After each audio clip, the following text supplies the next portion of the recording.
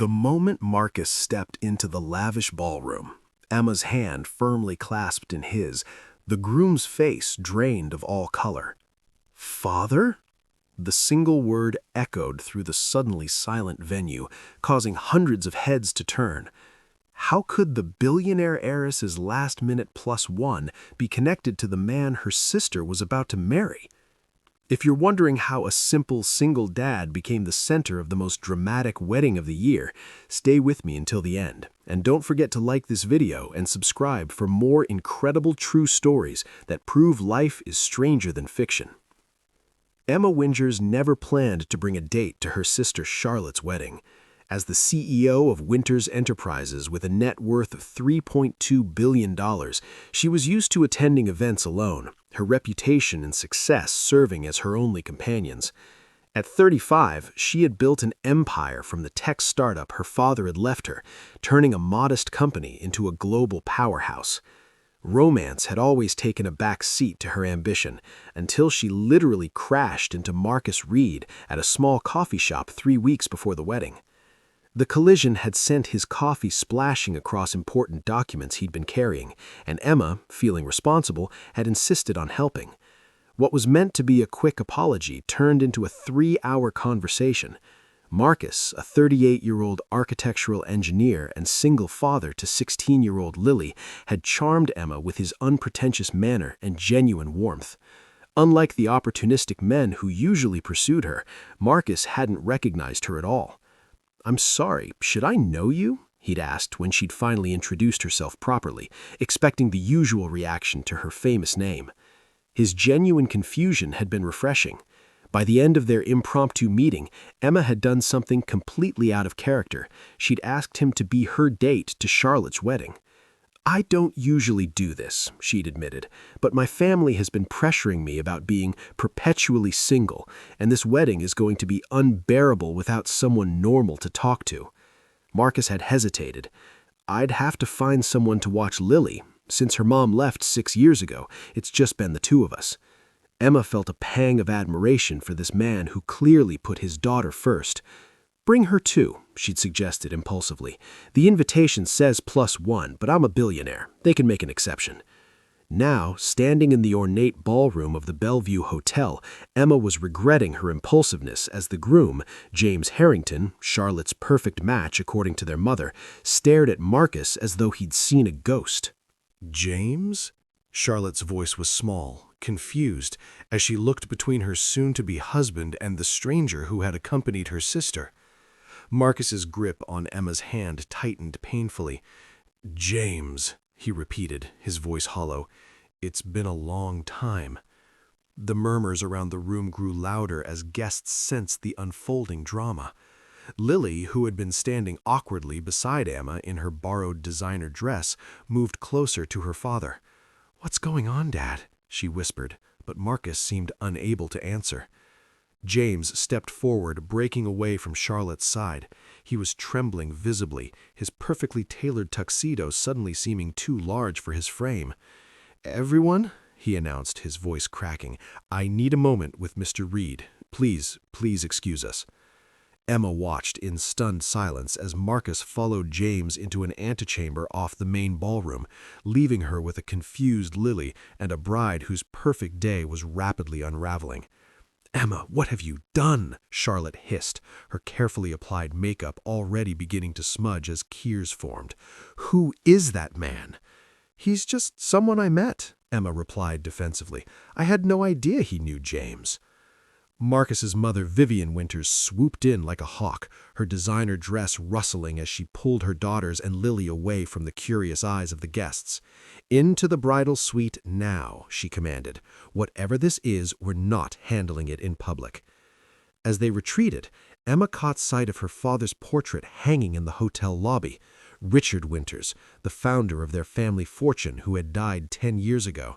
His stern eyes seemed to follow her, judging her latest misstep. She had always been the family disappointment in his eyes, despite her business success.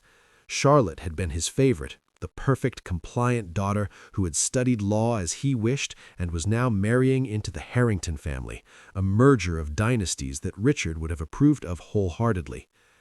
In the bridal suite, Charlotte collapsed onto a velvet settee, careful even in her distress not to wrinkle her $75,000 gown.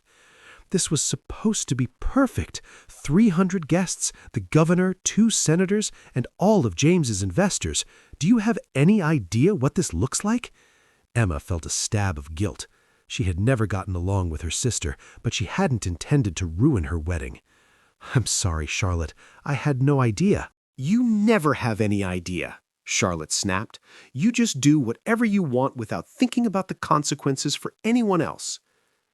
Lily, who had been standing awkwardly by the door, spoke up. My dad's a good person, she said quietly. Whatever this is about, he wouldn't hurt anyone on purpose. Vivian turned her cold gaze on the teenager. And who exactly are you, young lady? Another of Emma's impulsive projects? Emma stepped between them protectively. This is Lily Reed, Marcus's daughter. And she's right. Marcus is a good man. There must be some explanation for this. The door to the bridal suite opened, and James entered alone, his face ashen. He looked at Charlotte with such profound sadness that even Emma, who had always found him pompous and insincere, felt a twinge of sympathy. Charlotte, he said softly, I need to speak with you, alone. Anything you have to say, you can say in front of my family, Charlotte replied, her voice steadier than Emma had expected. James hesitated, then nodded. Very well. He took a deep breath. Marcus Reed is my biological father. The silence that followed was deafening. Charlotte stared at her fiancé in disbelief. What? But your father is William Harrington, the William Harrington. I've met him dozens of times. William adopted me when I was 4. My mother, she was very young when she had me. She met William when I was 3, and he gave us both a new life, a new identity. I've always known I was adopted, but I never knew my biological father's name until I was 18. By then, William was the only father I'd ever known, and I chose not to look for Marcus. Emma's mind was racing. But how did you recognize him, if you never looked for him? James looked at her with red-rimmed eyes. My mother kept one photo. I found it when I was cleaning out her things after she died last year. I've looked at it every day since, wondering if I should try to find him. And now he walks into my wedding with my future sister-in-law. Lily stepped forward, her young face a mask of confusion and hurt. My dad never told me he had another child. He didn't know, James said quietly. My mother never told him she was pregnant. She was 19, he was 22. They were together for less than a year. The door opened again, and Marcus entered. He looked directly at Lily, his expression pained. I'm sorry, sweetheart. I should have told you what was happening, but I needed to be sure. He turned to the others. James has explained everything to me. I had no idea I had a son. If I had known... If you had known what? Charlotte interrupted, her voice sharp with anger. Would you have disrupted his life? Challenged William Harrington for custody? Demanded to be part of a family that was doing just fine without you? Marcus flinched at her words. I don't know what I would have done, he admitted, but I would have wanted the choice. Emma watched the scene unfold with a growing sense of unreality. She had brought Marcus to this wedding on a whim, attracted to his straightforward nature and the way he looked at her as just a woman, not a billionaire or a Winters. Now she had inadvertently exposed a secret that had been buried for decades. What happens now? She asked, looking between Marcus and James. James turned to Charlotte, taking her hands in his. That depends on you, he said softly. I understand if this changes things. If you want to postpone the wedding... Postpone? Vivian interjected, her voice sharp. Do you have any idea what that would cost? The deposits alone... Mother, Emma cut her off. This isn't about money. Charlotte looked at her fiancé, then at Marcus and Lily. Her expression was unreadable. I need to think, she said finally. Everyone out except James. As they filed out of the bridal suite, Emma found herself walking beside Marcus and Lily. The teenager was unusually quiet, her earlier excitement about attending a fancy wedding completely evaporated. "I'm so sorry," Emma said quietly. "I had no idea this would happen." Marcus shook his head. "How could you have known? I didn't even know." "What are you going to do?" she asked. He looked at her, his eyes troubled. "I don't know. He's my son, Emma. A son I never knew I had. He's a grown man now, with his own life, about to get married. What right do I have to step into that life?" "The right of a father," Lily said suddenly, her voice small but determined. "Just because you didn't know about him doesn't mean you can't know him now." She looked up at her father. "Does this mean I have a brother?" Marcus's expression softened as he looked at his daughter. "I guess it does, Lily Pad, if he wants that." Emma felt like an intruder on this family moment, but before she could step away, Marcus reached for her hand. "Don't go," he said softly. "You're part of this too now." The three of them found a quiet corner of the hotel lobby, away from the curious eyes of the wedding guests who were still milling about, sensing that something dramatic was unfolding. Emma sent for coffee, and they sat in silence for a while, each lost in their own thoughts. "I should have looked her up, Melissa. After she left, I should have tried to find her, to understand why she disappeared so suddenly. But I was young and proud, and I thought—" He trailed off, shaking his head. "You thought she just didn't want you," Emma finished for him. She knew that feeling all too well, the sense of being unwanted, of being someone's second choice. Her father had made it clear throughout her childhood that Charlotte was his heir apparent, the daughter who would carry on his legacy. Emma had been the rebellious one, the disappointment who had ultimately proven him wrong by turning his struggling company into a global powerhouse after his death. "Yeah," Marcus admitted, "and then I met Lily's mother and life moved on. I never imagined there was a child." Lily, who had been quiet, suddenly asked, "Do I look like him? Like James?" Marcus studied his daughter's face. "A little around the eyes, maybe, but he looks more like his mother." The hours ticked by, and still there was no word from the bridal suite. The wedding had been scheduled for 4 p.m., and it was now approaching 5:30. Guests were becoming restless, and rumors were flying. Emma's phone buzzed constantly with messages from family members demanding to know what was happening, but she ignored them all. Finally, at 5:45, the wedding planner approached them, her professional composure slightly frayed. "Miss Winters, Mr. Reed, Miss Reed, the ceremony will be proceeding. You're requested to take your seats." Emma exchanged a surprised look with Marcus. "They're going ahead with it?" The planner nodded. "Yes, but there's been a slight change to the program. Mr. Harrington, that is, Mr. James Harrington, has requested that Mr. Reed join the processional." Marcus paled. "What does that mean?" "It means," the planner explained with the patience of someone who had seen every possible wedding drama, "that he would like you to walk down the aisle before him in the position traditionally reserved for the father of the groom." Lily gasped softly, and Emma felt her own throat tighten with unexpected emotion. "But William Harrington," Marcus began, "will also be in the processional," the planner confirmed. "This was Mr. James Harrington's specific request, approved by the bride. Now, if you'll follow me, we need to get you into position. The guests have already been seated." As Marcus was led away, looking shell-shocked, Emma and Lily returned to their seats in the grand ballroom. The space had been transformed into a winter wonderland, with crystal chandeliers draped in silver organza and centerpieces of white roses and silver-sprayed branches.